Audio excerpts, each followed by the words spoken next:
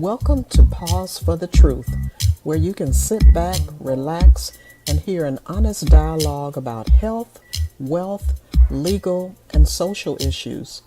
The hosts are Dr. Rogers Kane, family practice physician, and Jocelyn Turner, health education consultant, with co hosts from the Northeast Florida Medical Society and its foundation. Stay tuned for the truth about matters affecting you and your family. We're here to tell you what's really going on and why.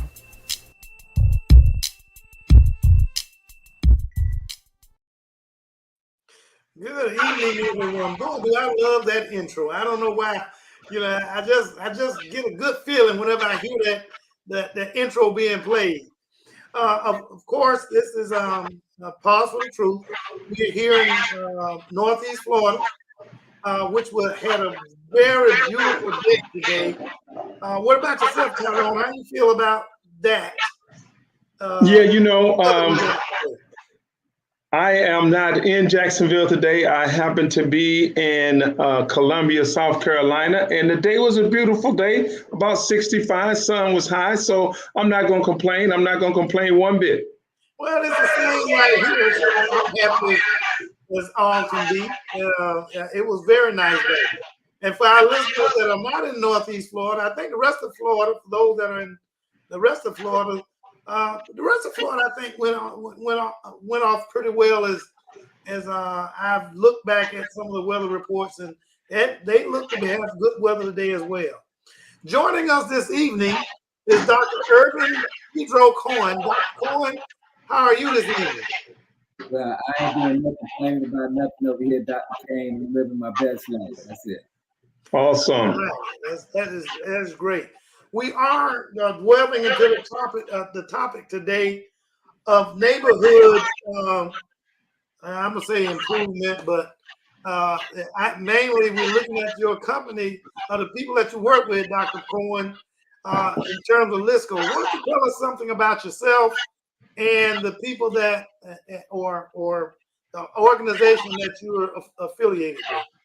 Well, I'll be happy to do that. First and foremost, let me thank you and Sister Jocelyn for having me on your program today. Dr. Cohen, let me interrupt you a minute. Tyrone, we hear a lot of echo, some kind. Maybe it's me. Are you guys hearing anything like that? Kind of a Battlestar Galactica sound. I'm not hearing anything on my end. How about you, Dr. Cohen? I am hearing some feedback, but whenever I talk, it's not coming from my end. Whenever Dr. Kane speaks, you hear some feedback. So let me speak now. Well, Dr. Kane is from Battlestar Galactica, so that's normal. So what are we talking about here? Wang, wang, wang, wang, wang, wang. What I think you may have. Well, no, I'm still getting a little feedback. I'm not sure what it is that I'm doing that is causing that. I'm gonna have to put up with it for right now until we can get our other guest hosts, and then I start working on the feedback. But go ahead and proceed, Dr. Cohen. I apologize for the inconvenience of the sound effects that I'm having. No problem at all. But as I was saying, I appreciate you and Sister Jocelyn for inviting me to be a part of your program today. As the diaries, my name is Dr. Urban Pedro Cohen, and I am the executive director of Jacksonville. But I think what's more important for me is that born and raised in the city, educated in our public school system, and was reared primarily on the north side of Jacksonville and the east side, historical east side of Jacksonville. And I say all that to say, Dr. Kane, is that good things do come out of our community, and they stay right here in our community. But beyond that, as I said earlier, the executive director of an organization called LIST. And this is an acronym local initiative corporation. And we've been in Jacksonville now for 25 years. I am the third executive director of our organization, and our primary goal is to bring resources, particularly to those communities that have been under-resourced. We bring resources in the terms of capital and in terms of technical assistance. Capital, primarily to support small businesses, affordable housing, and technical assistance to make sure that those organizations that we do fund have the capacity to make sure that they do what they ultimately what they want to do. So that's the story of Myth, the story of feedback, okay? Yeah, and I thank you for that. I know our listeners. I'm not sure where this feedback or this excess. I don't know. I'm not sure how to describe it, but we're obviously having some technical difficulties. I think Tyrone stepped away to try to straighten it out, but I heard some of what you said and understood a lot of what you said, but we're having a lot of difficulty with our broadcast this evening. Maybe because we're a little bit off site, and maybe that's part of the problem. But we have to. I hope that as soon as he can, Tyrone can get this corrected. So your organization is involved in neighborhood revitalization. Right. More or less, is that what that is all about? I think in the broad sense, if you would like to call it that, I always say, it's not necessarily revitalization that we're into. It's really bringing people back to areas that have been starved for it. So, I'm not, I guess it's me providing someone, that's providing feedback. Perhaps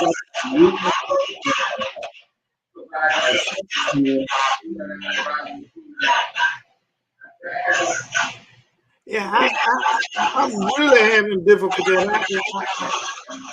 I realize it's not just me. Tyrone, did you? We're having. I don't think it's just me on the end of this end of what we're hearing with this feedback. It's not just me because I heard it from Dr. Cohen, and Dr. Cohen, I think you heard it from me as well. So Tyrone, we're getting a lot. I'm not sure what it is. How about if I say something and you if you're getting it? The same thing with All right, I'm gonna ask everybody to just go ahead and continue. I'll continue to work on it in the background to see whether or not it can be resolved, and see what happens.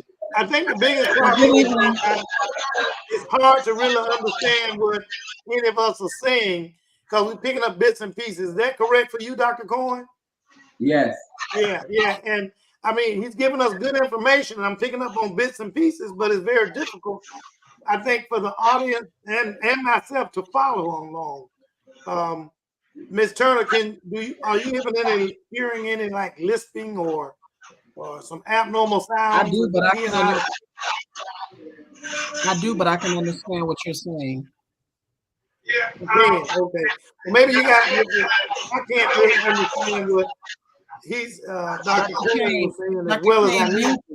Dr. Kane, mute your line for a second. I did, but I'll do it. Dr. Cohen, I just wanted to hear where the issue might be coming from. Tyrone, mute your line for a second. I heard some of what you said. Dr. Cohen, can you hear me? Tyrone, Tyrone, it's you. Dr. Cohen, can you hear me? I can hear you just fine. Yeah, it's Tyrone's line. Yeah. There you go. And when Tyrone had stepped away for a second, so it's something coming from your end, Tyrone. So, but now we're good, we're clear, and it may be because you're doing a remote broadcast, something is going on with it. Not sure what it is. But Dr. To our viewers, technical difficulties to our viewers. You're freezing, Ms. Turner. So Dr. Cohen, let me say this. As much as I hate to do this, because there was difficulty understanding what you were saying. I think we got to go back to square one to make this broadcast as informative as what we wanted it to be. No problem at all. I'll gladly reintroduce myself. And hello there, Sister Jocelyn. How are you, Jocelyn? You know, to those who don't know me, my name is Dr. Irvin Pedro Cohen. You know, I would like to say a lifelong resident here in the city, but I was born and raised here in the city of Jacksonville. Grew up between the north side of Jacksonville and the historic east side, educated in our public school systems. I mean, I am as Jacksonville as they would like to come. My parents are still here. My grandparents are here.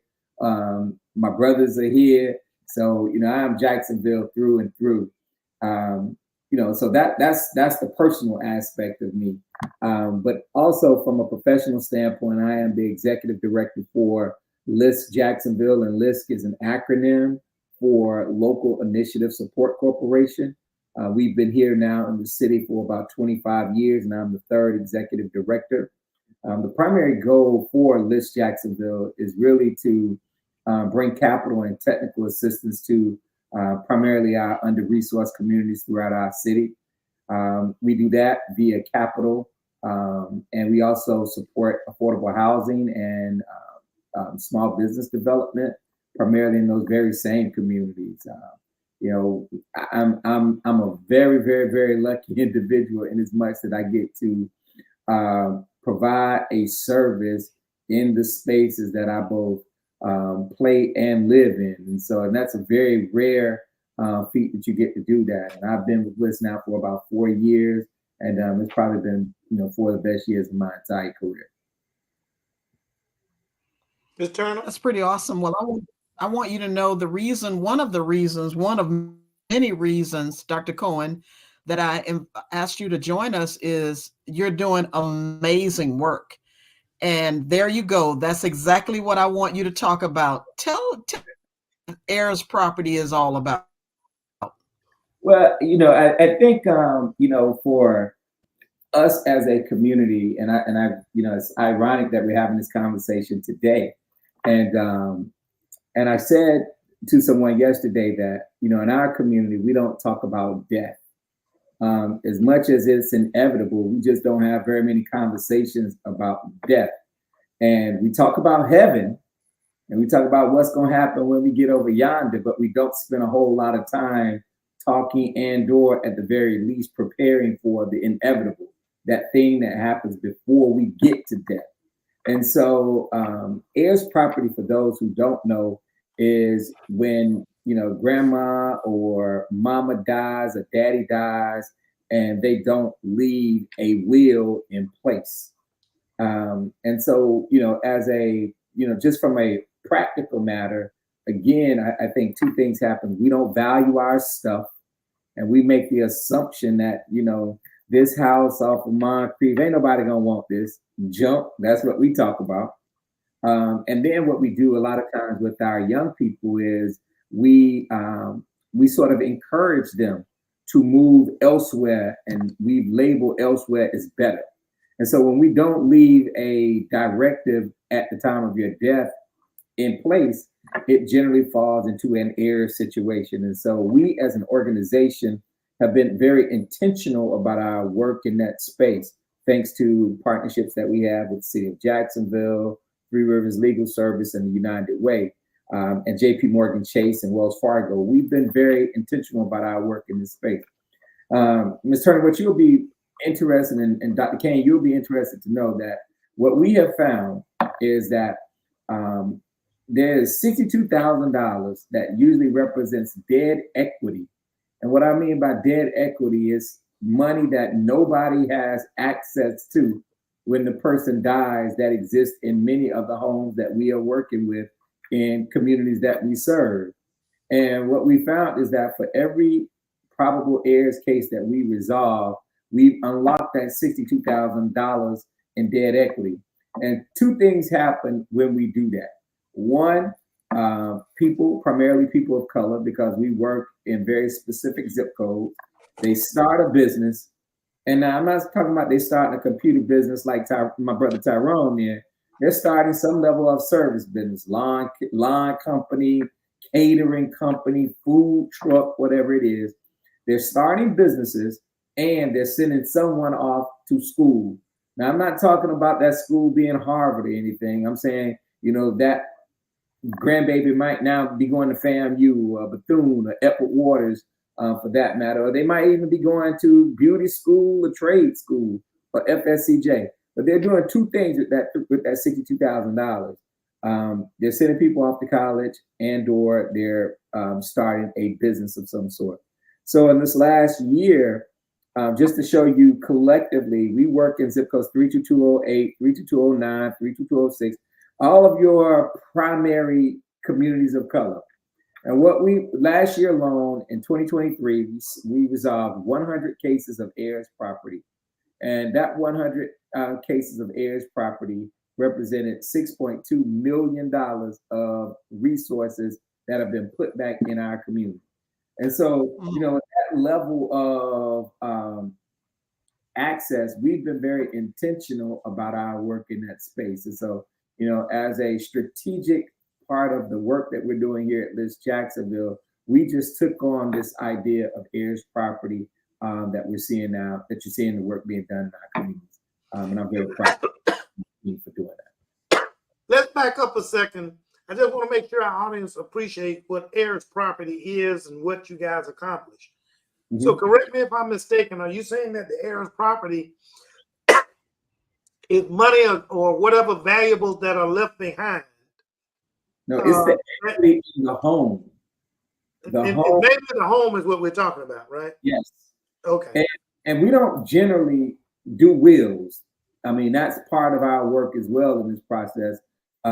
For your audience, we help families resolve the heirs issue, and we also help them come up with an estate planning, after the fact. So what we're not trying to do is, Dr. Kane, is you get the house, we resolve it for you, and then 3 years later you die and you don't have a will. We're literally giving a plan of action. Once we resolve the case, then you will do a will in that same process as well. A will, a trust, a ladybird deed, whatever the case may be, we're having you take some action once we resolve the case for you. And generally, we've done this, we're getting a lot of referrals for our work relative to our home repair programs that we set up in most of these neighborhoods. So our strategic focus, and I like to call it our anti-gentrification work. We have a home repair program. We stood up right next to our heirs property work, right next to our new construction work. And generally what happens is people, find out about heirs property via our home repair work. They show up in, one of our sessions and say, hey, I want to sign up for home repair, for your free home repair program. And it's free, but it's not free. Free in the sense that it doesn't cost you anything, and we're not selecting the people to do this. Somebody pays for the homes to be repaired, but you show up and you say, hey, I want to get my house repaired. But the first thing we have to do is prove ownership. And, you all can agree that, you've been staying in mama's house now for 20 years. Your brother lives in California and your sister lives in Atlanta, and they're living their best life. But you don't have truly ownership of the house because the house has never been probated. And so, your brother now doesn't talk to you, or your sister has heard about how, the city is changing and property prices are going up. Now, all of a sudden, she wants half of the money. So you don't own the house. And so you can't do any repairs to the house. So we help families resolve that issue. And so that's kind of the work that we're doing here at List Jacksonville. We've done many programs in terms of on estate planning. And what we focused on previously is trying to prevent that situation. Right. What you're telling me is that when we haven't if we hadn't if a person hadn't intervened or something hadn't intervened to prevent that situation, and the situation is now there, you guys want to help resolve the situation and Yes, then prevent it from happening again. that's exactly what I'm saying. Okay.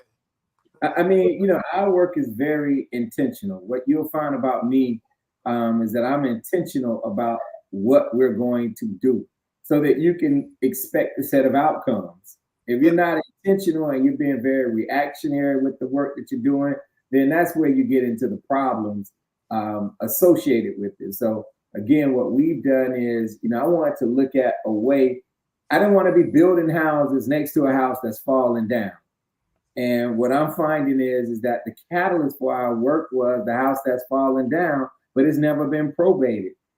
Tyrone just been living in the house because his siblings, agreed that he took care of mama, for the last few years of her life, and it would be cruel and unusual punishment to put him out the house. And the fact of the matter, he doesn't have anywhere else to go. Right. And they knew he was mama's favorite. And it may be it may be 4 out of 5 of those siblings in agreement, but that other fifth one can be the, for lack of better description, can be the jackass in terms of resolving this situation. You are absolutely correct. And I will tell you, we probably resolved over the last 2 years, I'm going to say close to 300 cases of heirs property. And the truth of the matter is, we've only had 5 cases that we just could not resolve because the family could not get along. That's a good batting average. That's a great batting average. I'll take it any day of the week. And I think what has happened, and again, this is a cultural thing as far as I'm concerned. We don't value our stuff. And so, if you were left, your 4 or 5 brothers left your house on, let's just say, 26 and Moncrief. Nobody's fighting over that. For our listeners, that is the proverbial hood. Right. Nobody is fighting over that. And so the fact that you want to stay there, your sisters and brothers are saying, go ahead. We don't care. And so what we're doing is we're trying to keep those resources from leaving our community. And so if we can keep those resources in our community, keep that, and one of our charges nationally, strategically, is to close the wealth gap. And so with $62,000, we are seeing you can close the wealth gap with that. That is resources that, quite honestly, people who don't necessarily, people who are investors, they see that as an opportunity. They go buy out the other siblings, and then they knock on your door and say, hey, I have your 4 brothers and sisters have sold me their interest. You either sell me your interest or buy me out. And so what we're trying to do is empower those folks in Black and brown communities to keep those resources at hand so that, again, we can use those, because for us, the house is the biggest, investment you're going to make. And what we're trying to do is, I told our Mayor Deegan, I said, the work that we're doing is an affordable housing strategy.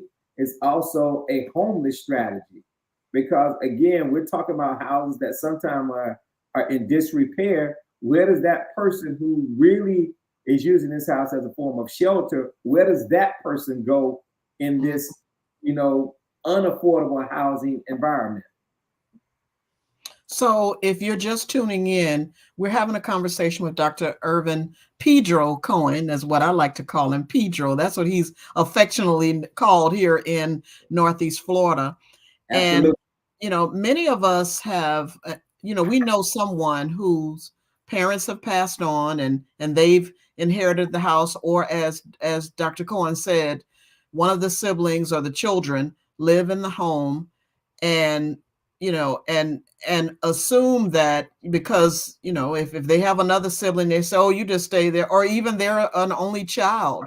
Dr. Cohen, what happens if, I know of a situation now where someone's parent died and the parent and their sibling own the property, and the parent who died, offspring lives in the home, and the home is in repair, need of repair, but the aunt doesn't want to invest any more money into it. So now nobody's living in the house. And so that's it's in one of your targeted zip code areas. So do they then does that offspring, can they call you and say, hey, I'm in a situation, I want the house, but whatever, in order for it to stay in the family? We can help. We can help with that. Again, this for me is our family wealth creation strategy. Yeah. If you look at the work that we're doing Mhm. strategically, this fits under a collective umbrella of family wealth creation. It's our home repair program, next to our heirs property program, next to our regentrification strategy called Project Boots, and then economic development and creative placemaking. So those five things for us centers around this idea of family wealth creation. We want to make some of our historical communities destinations where people want to live. That's why we stood up the program Project Boots, where we are building, really nice homes in some of our traditional neighborhoods. Our first cohort of Project Boots has had 5 people in it, 2 doctors, an architect, a school teacher, and an entrepreneur. And they all moved back into historical East Side. You can go now on Florida Avenue and look at some of the homes that we're building on Florida Avenue and Van Buren Street. This is for me a level of intentionality. We got to attract people back to the neighborhood, people with capacity.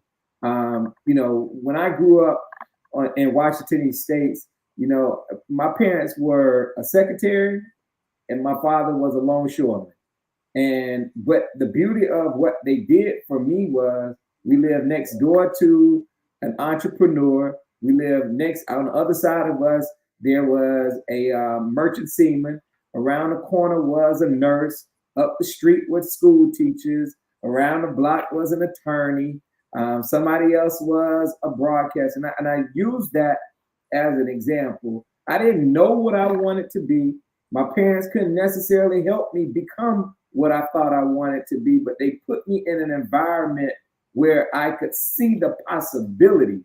What we have done to young people is we've said to my peers, we moved out the neighborhood never to come back.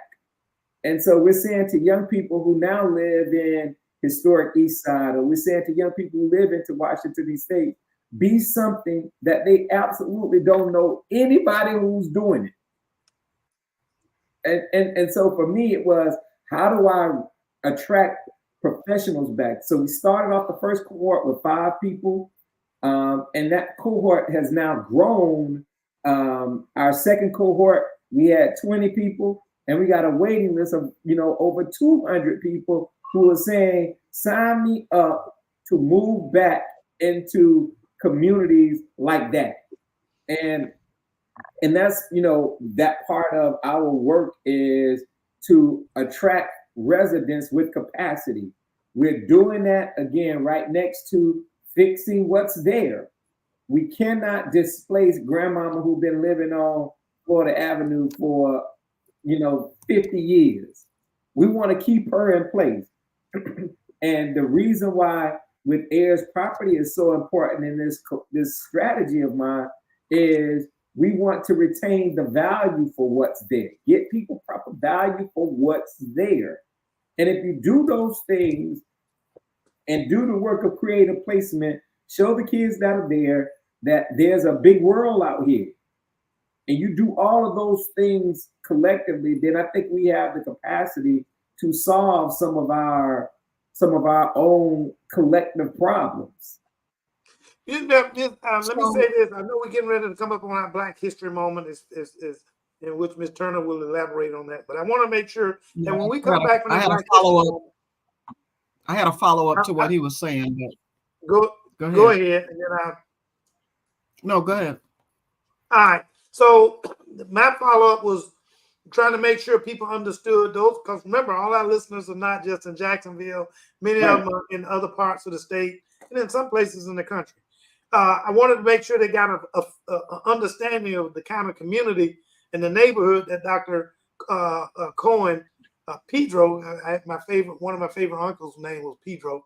I hadn't heard anybody else being called Pedro for a while, but anyway, that represents some of those neighborhoods where, in those communities where basically black folks, it was that side of the railroad tracks that white folks did not want until recently, in terms of gentrification.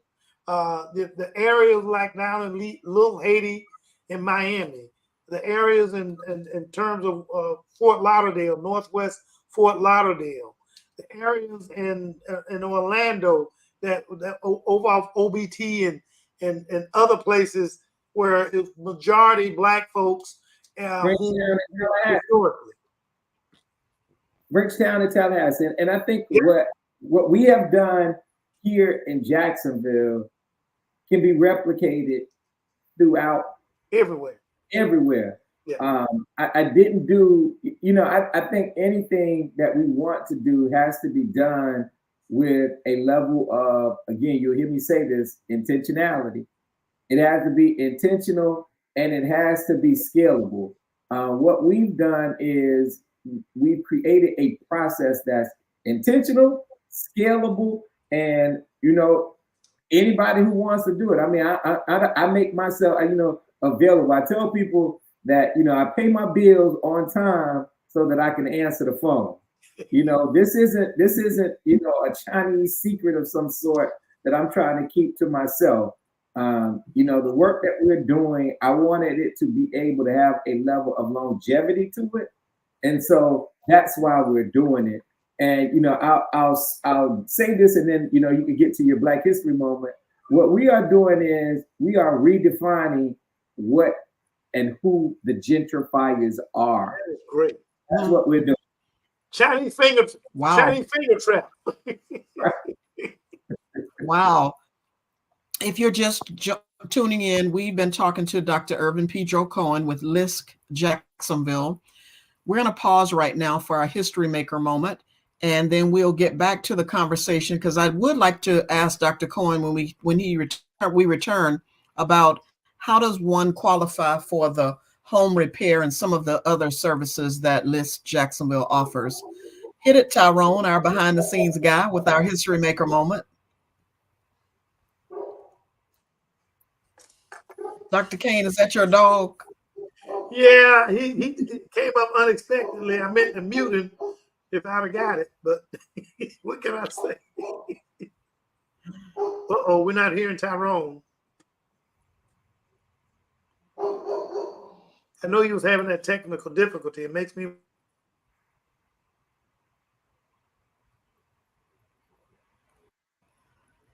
Tyrone, we're not getting anything. Should we continue the conversation?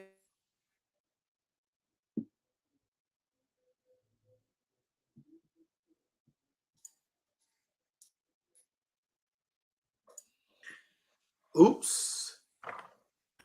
I'm still not hearing anything, JTU. Yeah, so no, so we may need to just continue the conversation. And Tyrone is remote, by the way. I reminded audience of that earlier. So Dr. Cohen, let's talk a little bit about those families who might be in a home and just can't afford those home repairs. They want to stay. They may be if I own my property, it wasn't, I didn't get it from mama or whatever. I bought it, but I've been living in it a long time and I need repairs. Do you all offer assistance in those particular zip code areas that you mentioned earlier? So right now we have a home repair program in North Riverside. We have one in historic East Side, and we're working to stand one up in Durkeeville here very shortly. So right now, those are the three communities that we are doing it in right now. And the beauty of the home repair program for us is we provide the technical assistance, and in some cases we provide some of the resources to repair the home. But the home repair program is ran by people in the neighborhood. It's not run by me. The last thing I wanted to do was, and you know, if you know me well enough, you know I like fluidity and movement. Meaning, you know, you might see me at the Harveys on Sutil and Moncrief. You might see me at the Publix on Atlantic. You might see me at Trout River on Main Street. You might see me anywhere in this city. And the last thing that I wanted to do was have someone come to me and say, you know, Pedro, you didn't fix my mama house or you didn't fix my house when my house needed repair and yada, yada, yada. So we set up the home repair program to literally be ran by people in the community, not us. You know, not all my staff shares my complexion, and so you know I didn't want to put them in a predicament where again someone where you know pointed to the white guy and said, "Hey, that white man didn't fix my mama house." You know, I didn't want that, and so the program is ran by people in the community. What we've done is we put in the guardrails so that everybody on your street, Miss Turner, didn't get their house repaired, and nobody on Dr. King Street got their house repaired. There is a process that people have to go through in order to get their home repairs in the neighborhoods, and they're being ran by people from the neighborhood. So again, sort of taking the whole FUBU mindset for us by us. That is how we did and stood up the home repair program. You know, Are you all doing anything for abandoned homes? There are a lot of homes, even in those zip code areas that you mentioned, 06, 8, and 9. There are a lot of homes that have been abandoned for whatever reason. You know what? If someone has, if those homes are abandoned, oftentimes what looks abandoned and what feels abandoned isn't necessarily abandoned. But we are in the process of securing abandoned property for a number of reasons. One, again, when you want to build quality homes for people in neighborhoods, you need property to do it, and so we always are interested where abandoned properties are and how we might be able to gain control of the property. You know, not me as an agency, but my partners that we work with. Okay. You know, we're always in that mode.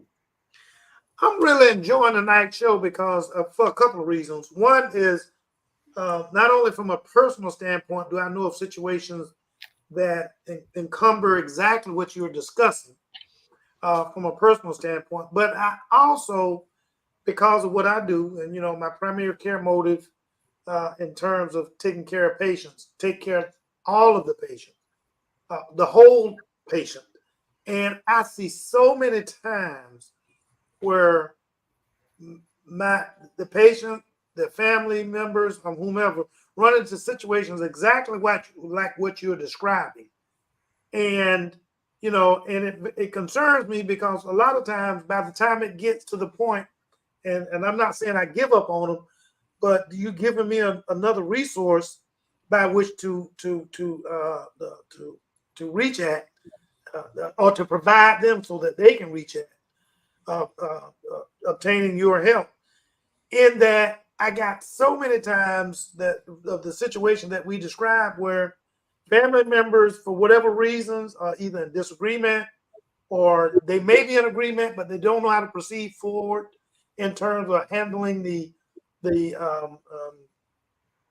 the case as far as legally handling those cases in terms of, you know, how do we move forward from here to get this to my sister, or to get this to my brother, or even to I don't want to say disenfranchise, but even to distance that brother or sister that may be a crackhead and just really, you know, messing up the family's inheritance, that 60 average 62,000 that you discussed, and maybe a lot more than that, and as well as the whole gentrification concerns me, is, you know, from a political standpoint, just it rubs me the wrong way because you look at Springfield and how much of that now is being gentrified in terms of people moving into that neighborhood, mainly because exactly what you said. Some of the family members moved out or moved to New York or have no relationship with that property or an understanding, and then mom died and left the house in disrepair, and so on and so on and so on. So the information you're providing this evening is very critical and very useful to our audience. And I just want to make sure our listeners understand that they can easily reach out to you, in which I'm going to ask you to put into the chat the contact information that people can reach you by, so that they can, because I can think of 15 circumstances right now with patients off the top of my head that can utilize your services. Well, again, what I'm trying to do is demystify the information, and make it non-threatening, non-intimidating, and make it available for people. That's one of the reasons I still live north of the city. Is I want people to have access to me. I want them to have access to information. I think what often happens is that we ascend to certain, social statuses or economic statuses or professional status, and we become untouchable in terms of the information. If you don't get us on Sunday pulling out the church parking lot, then you ain't getting it at all until potentially the next Sunday. My intention and my commitment to this work, my commitment to my community was to make it available. And so that's what I think we're doing. We are, me or some version of my team is always in our community, knocking on doors or at a community meeting of some sort, making it plain, as I like to say, for people who need it most. I tell people the easiest thing that mama can do while she is alive and in her right mind is do a ladybird deed. A ladybird deed still gives her access to make whatever decision she wants to make relative to her property while she's still alive. And then at the time of death, the person who has the ladybird deed, all they have to do, and that person behind me is my assistant.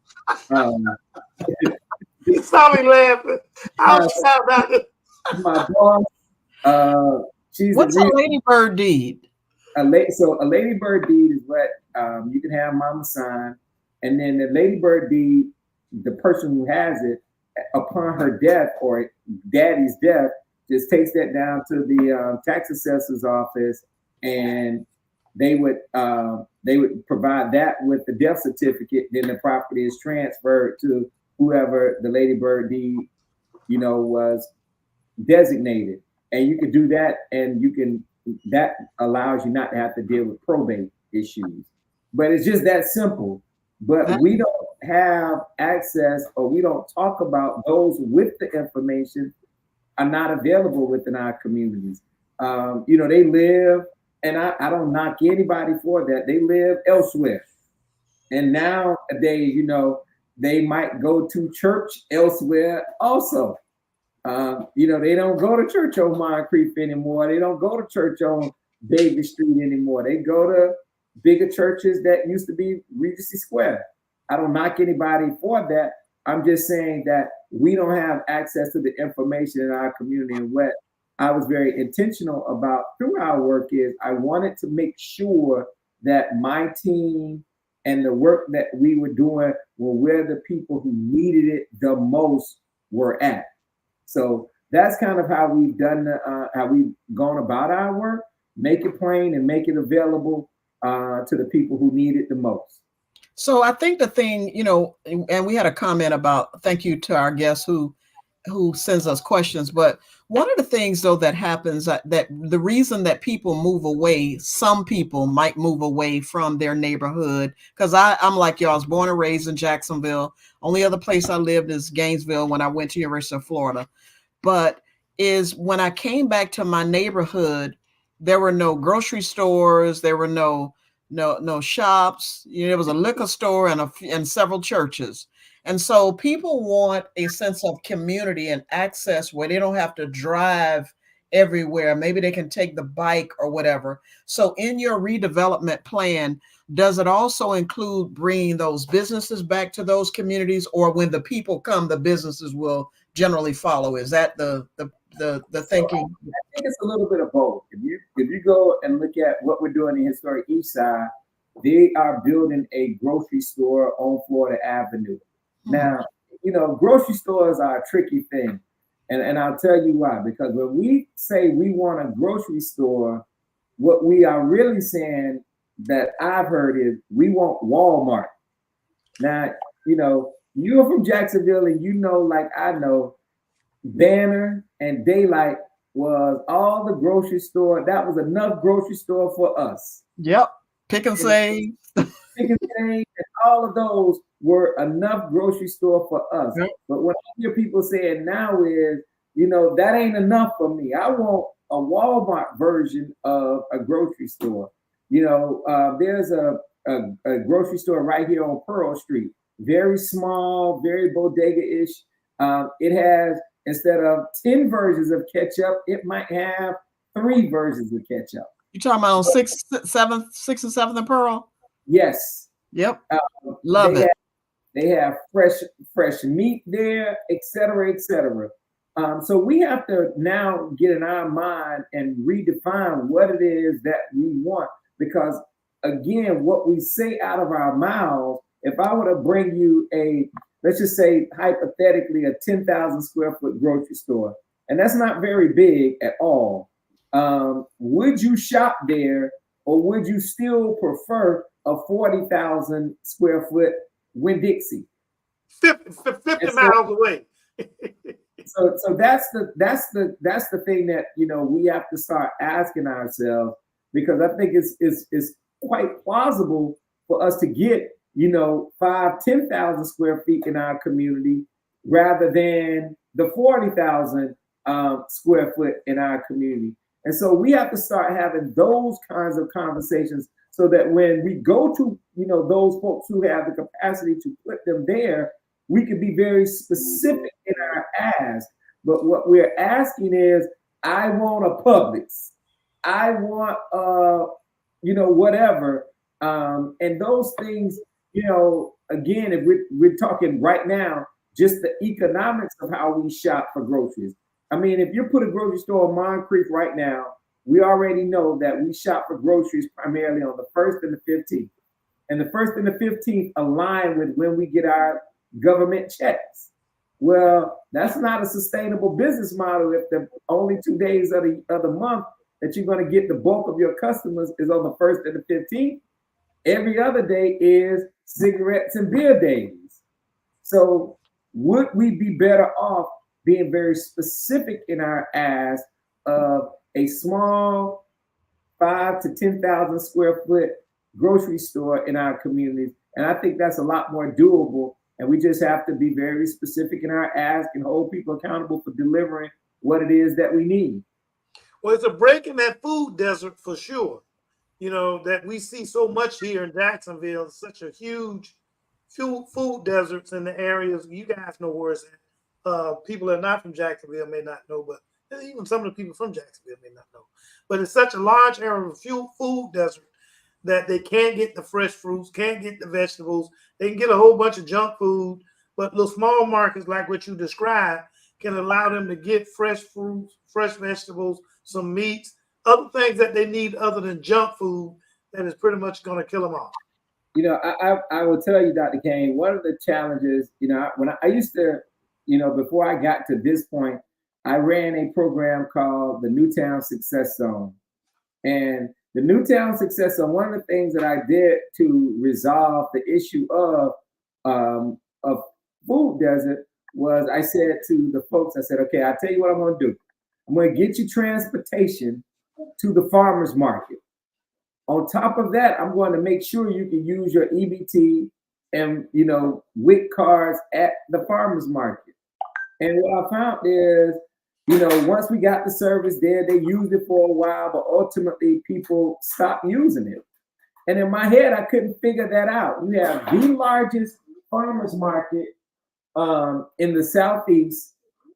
right there in your neighborhood and you don't use it. And again, it's because, and what I found is that they didn't want that. They wanted Walmart. They wanted, that whole sensation of whatever it is that Walmart, and this again, this is no knock on Walmart, but that's what people were saying that they weren't saying. The farmers market, it looked different. And I'm okay with stuff in our community looking different. We just have to have some very honest and transparent conversations around what it is that we want and the probability of us getting what we want. And I think what people have done is we've set ourselves up. It's either all of this or nothing. And it's nothing, as you can currently see right now. And so we just have to continue to work and press forward. And again, have people who are interested in being truth tellers. And sometimes the truth hurts. The truth really, really hurts. And that's where I am right now, is continue to work and make sure that we give access to information so that when you hear the truth, you can digest it and come back with maybe not this, but that. So what will you tell people now? And it's okay if she's playing in the background. I know how no one knows you, but I know how close you are to that little lady. So no worries. But what would you say to people who this is not a space that they've thought about doing, but they may be a physician like Dr. Kane, to start having these conversations with their elderly parents. And, like I take my mother to the doctor, to say to them, I know Miss so-and-so, I know you, Miss Turner, I know you own a property and you don't have any children, right? Do you consider doing a ladybird? Do you have a will? Do you have a, you know what I'm saying? For people to start having these types of conversations, because one thing that we know, we are not going to live forever. Right? So somebody just needs to have these conversations, start the conversations. Question. And so right now we're doing a lot of, I'm working the ministerial circuit to help them have these conversations with their congregants. We spent some time at the Johnson YMCA, which I used to run, about 5 years ago. We're having conversations there. It's difficult. It's difficult. You would think that I'm doing this work and, it's pretty, my parents get it. But, my father was not interested in talking about anything that had to do with death until he caught COVID. COVID made him have a conversation at the very least about a will. But all up until that point, we couldn't have a conversation. I mean, I completely got shut down. And it was, what, you trying to kill me? You ready for me to die? And that wasn't it. What I am saying is that we have to be intentional in our community about our stuff. Because I can assure you, those folks outside of our community, and that's not relegated to folks who don't look like us, those opportunities that exist outside of our community, they're having a conversation for sure. And so what I am just trying to do with our work here at List Jacksonville is advance it down the field in such a way that it's digestible and it's timely and it's relevant. And there is literally, a what's in it for me kind of situation. But I think even more so than that, we have to find value in our stuff. A lot of times we don't want to have a conversation around our stuff because we just don't think nobody wants it. Well, I can assure you, again, those opportunities outside of our community, they definitely want it. So, most people will say, I can't afford a will. I can't afford a trust. So is the Ladybird deed the easiest route to it? And does it have to be notarized? And how do I is it a form that I need to download? Yeah, you can just Google Ladybird deed Florida, and or you can call. It's very simple. I would, if you can go to legal aid and ask them for a ladybird deed of some sort. I don't think it's very difficult to get one. Um, but part of our work is, when we have these community meetings, just show up and we have lawyers there and say, hey, I would love to have somebody do a ladybird deed for me in that process. And again, we're very intentional about the zip codes that we work in. As much as I know that there are struggles all throughout our city, we're intentional about the work that we're doing in 32208, 32209, 32206, 32254. I think that's the Paxson area. We're intentional about the communities that we're working in. And so we are there. And, the beauty of this work is, somebody has paid for it. So it's not going to, mama comes and wants to do the ladybird deed and we have the capacity to do it. And it's going to cost you a whole lot of money. I was going to ask you about the availability of or recommendations from your organization about attorneys that are willing to assist people with this type of the needs, these needs that we're discussing right now. We work with either discounted or free or something along that line. We work with Three Rivers Legal Services right now.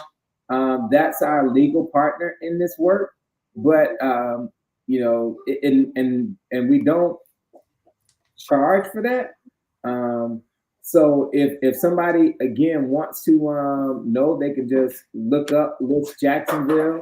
I would hate to tell. I could give people my phone number and tell them to call, leave a message, and I will get back to them. But again, if you call my office and just hit 0, which I'll put in the chat.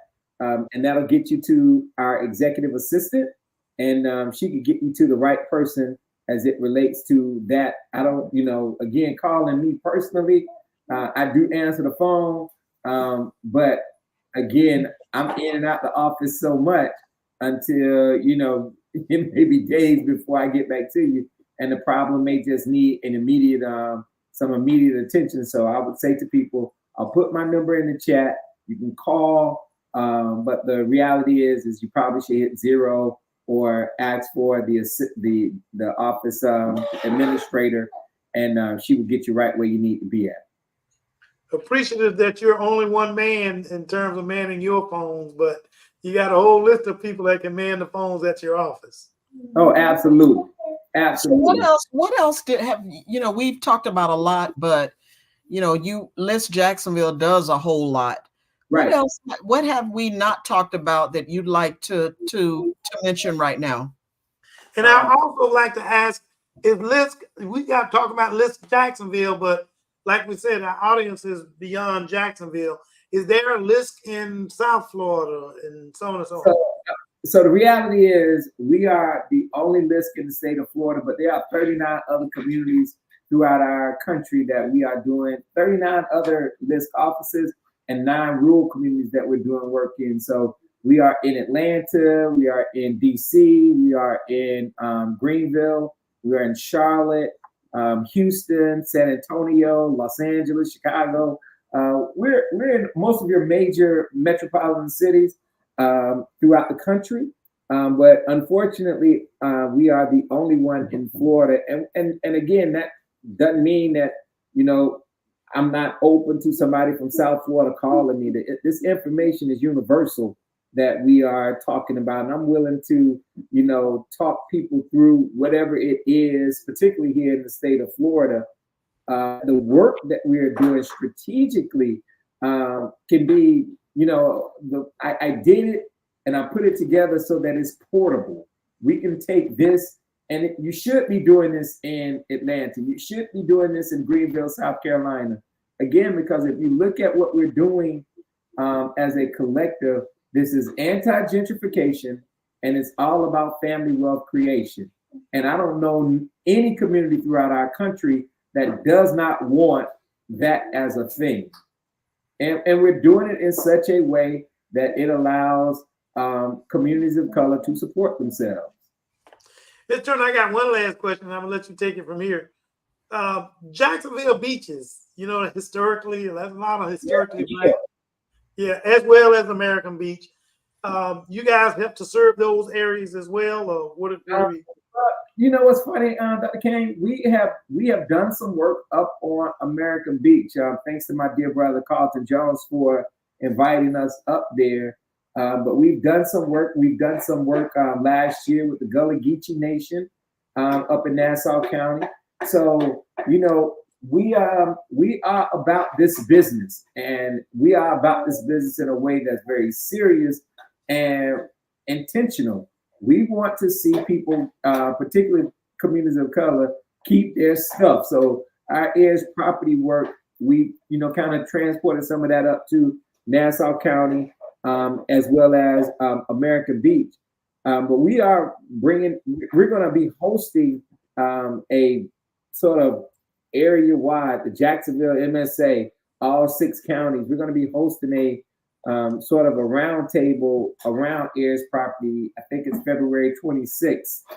You should be able to go to our website, List Jacksonville, and find the information there, and it's open to the public. But again, we are in a space and place where we want to make this information available to the collective and not just hoard it for those who have access to myself or members of my team. I just want to stress to our listeners, and some of them being my clientele patients, that includes the Jacksonville Beaches area, because that's a lot of that was a whole black neighborhood out there long before some of the other neighborhoods showed up, and we just want to be. And those are areas where they're definitely trying to gentrify. Being close to the beach, trying to gentrify the area. So please contact. Well, this has been a wonderful conversation. Every time I talk to you, Dr. Corn, I learned so much. Very proud of been knowing you a long time, and honored that I could call you or email you, and you usually say yes. So hopefully, I'm saying something that's good that allows you to show up every time. But always learn a lot from you. You're doing great things, and we always like to, enlighten people and share with them. But we also want you to say, how can people get involved? You are a nonprofit organization, so you do look for you mentioned some businesses or companies who support the work that you're doing, but maybe someone would like to will some of their wealth to List Jacksonville, to some of your heirs property. Tell us about how can people make donations? Do you accept donations from individuals? We do. I mean, listen. Well, first of all, let me say to you, thank you in the investment in me. I would not be here today had it not been for the investment of time and energy and information that you have poured in me throughout the years, and even just the listening ears. So I'm very appreciative of that. None of this came because I was, a kid from the suburbs who had parents who had access. As I said before, my mother was a secretary and my father worked at the Lawrence Sherman House. So they really relied upon people such as yourself pouring into me and getting me from my point A to my point B. So I would be remiss if I did not acknowledge that. Second of all, as you said before, we are a nonprofit. And so if somebody wants to write a check, I would feel bad if somebody put a check in the mail and didn't get a chance to sit across from me and let me shake their hands or say thank you to them. So, again, my number is on the screen here. You can give me a call and say, hey, I want to talk to Dr. Cohen personally. And we can facilitate that happening. But I think beyond that is, we do work. Some of our creative placement work entails taking young people from some of our communities that we do all of this work in to see something else. And so that something else oftentimes revolve around the environment, putting them on a boat and taking them to cruise down the Ribault River. seeing the beauty of the Reebok River in their backyards as an asset rather than a liability or nothing at all. And so, we always looking for opportunities to do that, to create a sense of check, at least check a box for a young person. When I say check a box, I don't mean that in a negative sense. I mean, hey, have you ever done this? That young person can check that box. And so we're always looking for those type of opportunities. We take young people a couple times a year out camping. Now I'm not going camping because ain't nothing on the outside I want to see. After. And so we always are looking for somebody to donate that kind of equipment for a young kid from formerly Flag Street Apartments who, has never been outside of, his community, to take him camping to see what that's like. We're trying to create aha experiences for those young people. So that's a part of our creative placemaking work. So there's opportunities there. So again, those folks can always call me and say, hey, I want to help. These are the ways that I can help. And then we'll find a way to plug you in. Well, it is, we're a little behind our time, but we could go on and on learning from you, allowing you to share with us so much good information. But this is the end of the show. And always, we'd like to give our guests an opportunity to share your final thoughts regarding tonight's conversation, regarding some of the work that you're doing, or any words of wisdom you'd like to impart based on our discussion. So take it away, Dr. Cohen. You know what? I'm gonna make it real plain for your audience as I can. And I feel kind of compelled to do this, given that Killer Mike won 3 Grammys a couple weeks ago, and Usher represented Atlanta and HBCUs and all that other stuff on the Super Bowl last weekend. So I just end with this: right on to the real and death to the fakers. And I wish I understood with that, because what that means, because I am so not hip, by the way. So I have absolutely no idea what that just meant. What you just said. Might know what it means, but it was just a Big Rube. I've been kind of in this Atlanta mode, and Big Rube, he would end all of his poetry, his sayings with right on to the real and death to the people who are just faking doing this work. So that's exactly where that came from. I got you. Well, thank you so much. Dr. Kane, what are your final thoughts regarding tonight's conversation? This has been very informative to me, and I want to thank Dr. Cohen so much for bringing this information forward. I got a lot of patients, some family members, that I can actually refer to this process. The only thing I would like to ask Dr. Cohen at this point is for I know he gave us his personal contact info, but again, he stated himself that going through the organization would maybe more expedient. Not to say he wouldn't follow up if he needed to do so, but maybe more expedient when time is of essence. So I'd like to make sure we put enough in information about how to contact List Jacksonville. I also like to email in there, and so anybody who wants an immediate response, because I answer emails all day, every day. They have my office number. They have my email address. So please feel free to email me and reference this show, and I will gladly respond to them that way. I mean, that's the easiest way to get directly at me is via email. And my commitment is I return all emails within 24 hours. And our commitment, Dr. Cohen, is that we will have you back later in the year, just to refresh and remind people of what it means, and hopefully that to tell stories about how you guys did help them as a result of them having exposure and being knowledgeable of what LISC Jacksonville and LISC nationally represent. I'm glad to be back, and again, thank you all so much for having me here. And again, whatever I could do to be of service, please feel free to reach out to me at any point in time. And I'm my commitment is to be here and be available. Last thing, Ms. Turner, is we're going to apologize to the audience for not being able to present our Black History Moment. Tyrone was not in the studio tonight. He had some other obligations, and he did it. Excuse me. He did it not in the studio. Let me put it that way. He was not there, so made it a little bit difficult initially, but we did get around to what we needed to. We're also going to we will put together our present a local Black owned business that we put on that will be shown. I think everyone will recognize this individual because he does have a Black owned business. So that when you finish with your comment, Ms. Turner, I want everybody to look at least for this Black owned business. So as usual, thank you for tuning in to Pause for the Truth, where we try to share some information that we hope will be useful to you and your families.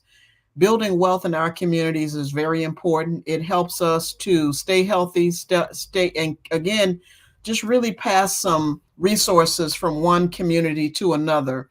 A lot of communities are changing nowadays. People are moving where they can afford, quite frankly.